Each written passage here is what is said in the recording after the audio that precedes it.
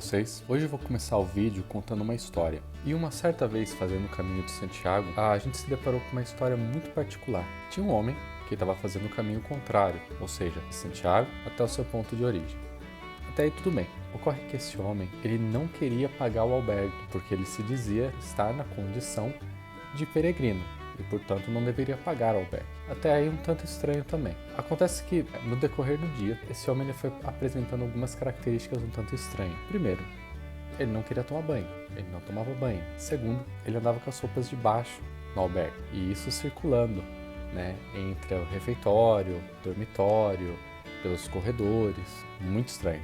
E no geral ele vivia como um clássico andarilho, desprendido de todas as regras sociais, padrões estabelecidos. E são muitas histórias assim que a gente se depara no caminho de Santiago. Algumas delas têm motivações como fé, outras como misticismo e outras como autossuperação. Porém, em todos esses casos, há um desprendimento da realidade muito grande. Uma realidade que é padrão, uma realidade social padrão e que é normativa. E isso é quase que um chamado à errância, que a psicologia ela estuda.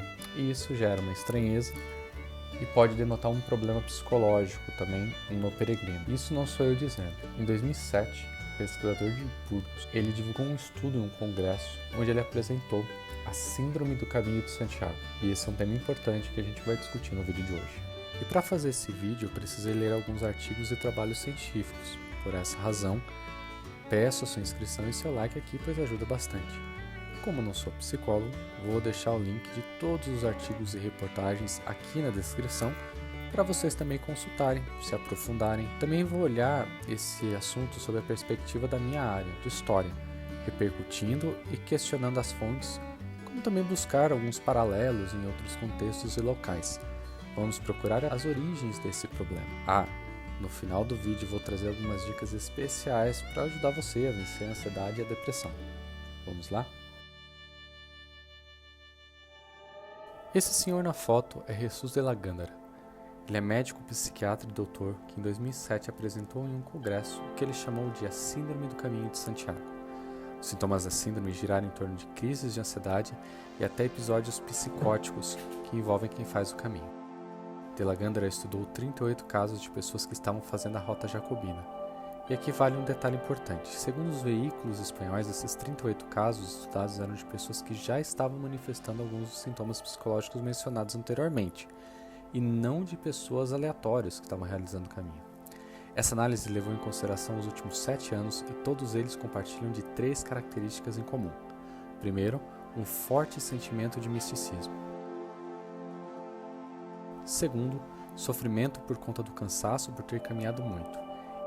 E terceiro, históricos de patologia de saúde mental, ou seja, já tinham tido algumas das patologias apresentadas anteriormente. 70% dos afetados eram homens, e a idade média era de 40 anos.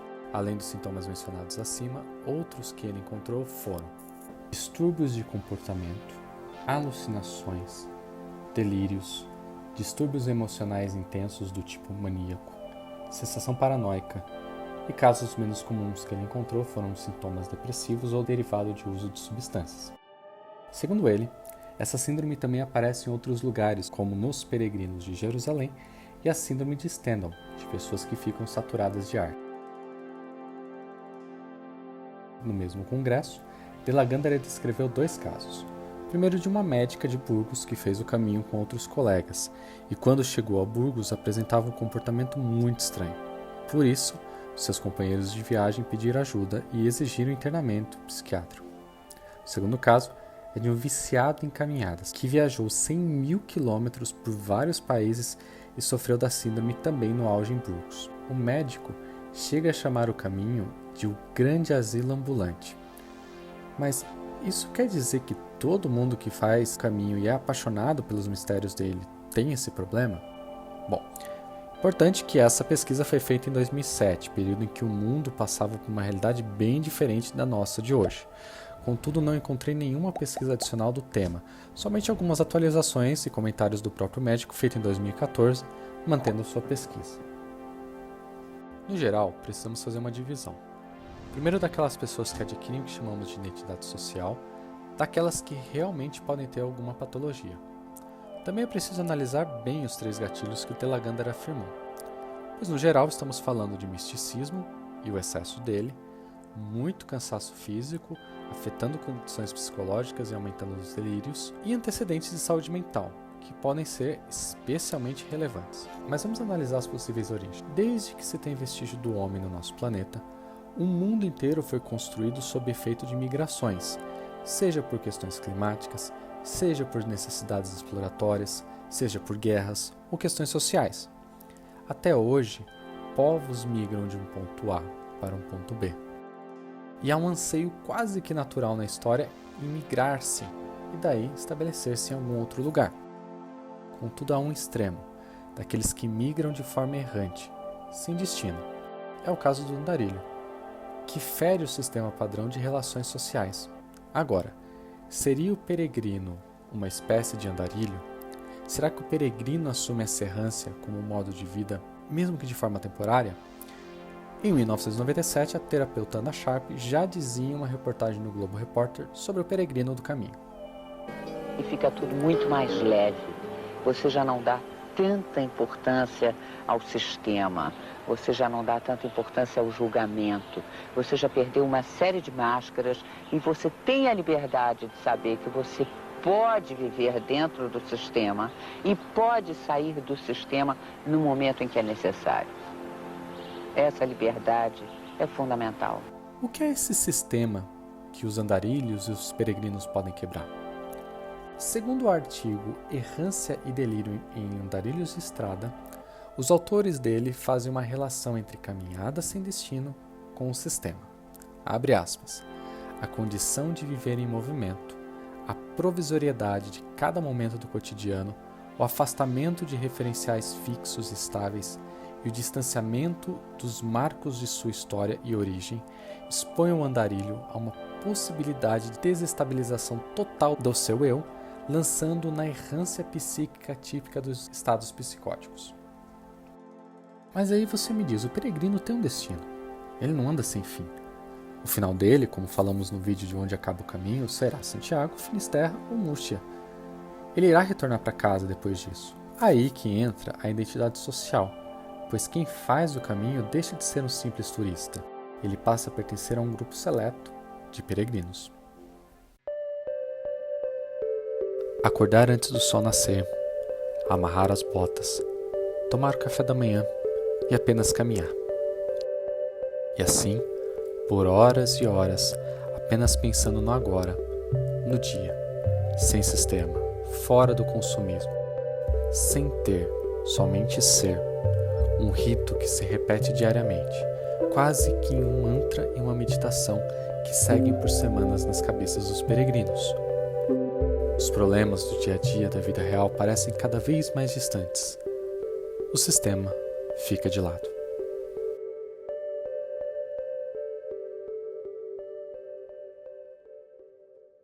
A modernidade líquida da contemporaneidade nos coloca numa época em que a facilidade de movimentação e a incerteza do amanhã povoam o cotidiano das pessoas. O ser humano vive hoje uma condição de desenraizamento, sem precedentes, que o torna um sujeito circulante, em movimento, seja no espaço geográfico, seja social e psicológico. Toda essa possibilidade de mobilidade extrema versus a possibilidade do afastamento da sociedade, ditando regras, normas, permite uma eclosão de ideias e delírios que fogem à lógica dominante. Eles fogem do sistema.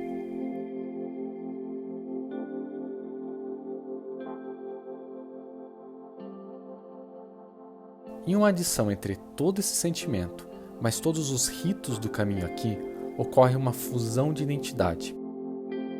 Segundo um estudo feito por pesquisadores na Universidade de Granada, com link na descrição, as identidades pessoais e sociais se fundem. O ser humano passa a ser peregrino. No caminho, ele tem uma vida franciscana. E segundo a mesma pesquisa, quanto mais o peregrino aderir a todos esses rituais, o caminho pode nunca acabar. A fuga do sistema, a perseverança, a possibilidade de ver o mundo com os outros olhos, tudo isso são relatos daqueles que fizeram o caminho e participaram dele. Há uma conexão com o eu e com a natureza sem tamanho, onde há benefícios psicológicos incríveis ao se fazer o caminho. No geral, você pode voltar mais forte, mais crítico e com novo ânimo de viver, mesmo tendo vontade de voltar para o segundo caminho. Como o terapeuta Ana Sharp comentou anteriormente, muitos que voltam acessam essa sensação momentaneamente, quando precisam, e equilibram suas prioridades nessa ótica. Fugir do sistema pode ser bom, mesmo estando dentro dele. Mas e quem não consegue ou não quer voltar para a realidade do sistema? E no caso de uma pessoa afundada em doenças e psicopatias, ela consegue fazer essa volta? E uma pessoa afundada no fanatismo religioso ou místico, como ela fica ao fazer parte de ritos tão profundos no caminho num dia e no outro voltar para a mesa do escritório? Esse é o motivo para ficarmos atentos ao que foi levantado pelo médico no início do vídeo, especialmente para nós brasileiros. Segundo a Organização Mundial de Saúde, antes da pandemia do Covid-19, o Brasil já era o país mais ansioso do mundo e também apresentava a maior incidência de depressão na América Latina, impactando cerca de 12 milhões de pessoas. O link com esses dados também está na descrição do vídeo. Durante a pandemia do Covid-19, o aumento foi de 90%, sem expectativa de redução. No geral, estima-se que 1 em cada 7 pessoas em todo o mundo tenha algum transtorno mental causado por doenças ou por uso de substâncias. 1 em cada 7. E fica a pergunta, será que para essas pessoas o caminho, ao invés de ser benéfico, ele é prejudicial? Talvez esses gatilhos citados por Lagandara no começo do vídeo sejam de fato um risco, dado o mundo moderno. Em todo caso, consultar um psicólogo e um psiquiatra tendem a ser tão importantes quanto o ortopedista e o podólogo, antes e depois de se realizar o caminho. Aqui vão algumas dicas para você vencer a ansiedade e a depressão. E a primeira dica é um método incrível para você conseguir enfrentar esses problemas. Ele se chama consulte um psicólogo ou um psiquiatra. Isso mesmo, galera, não tem fórmula mágica. Não tem como você resolver esse problema com X passos, preenchendo tabelinha, diagrama, não tem. Você precisa procurar um profissional se você apresentar esses sintomas. Isso é sério e precisa ser tratado com muita seriedade e com muito profissionalismo de alguém da área. Cuidado, porque tem muito charlatanismo oferecendo fórmulas milagrosas e no momento não tem saída rápida e fácil. Por isso fiquem ligados. Também há muitos casos de pessoas que fazem o caminho de Santiago e deixam de tomar suas medicações e acham que não precisam mais consultar o psicólogo. Tomem cuidado com isso também. Não há vergonha em dizer que você tem algum distúrbio mental. Isso é muito comum no mundo que a gente vive hoje, no mundo movimentado que a gente vive hoje. Faz parte da nossa realidade. O que é errado é vocês não procurarem ajuda. Eu falo por experiência própria. E assim, eu procurei por livros, ferramentas, alguma coisa que pudesse ajudar nesse tema que ele é delicado. E eu me deparei com muito charlatanismo, muita pseudociência, muita coisa falsa que não necessariamente vai ajudar. Talvez possa ajudar num primeiro momento, mas os danos eles podem ser muito prejudiciais lá na frente. Então tome muito cuidado com esse tipo de material. Uma dica que eu vou deixar aqui é a psiquiatra Ana Beatriz Barbosa da Silva. Ela fez um livro, ela escreveu um livro chamado Mentes Perigosas dos psicopatas, dos psicopatas modernos. E ela escreveu um livro sobre ansiedade. Ele se chama Mentes Ansiosas, Medo e Ansiedade Nossos de Cada Dia. Ela traz alguns exemplos, ela traz algumas situações, algumas evidências com relação a esse tipo de distúrbio. Então é legal para a gente se educar e conhecer mais sobre esse tipo de doença que é extremamente comum. A gente se vê numa próxima. Bom caminho a todos.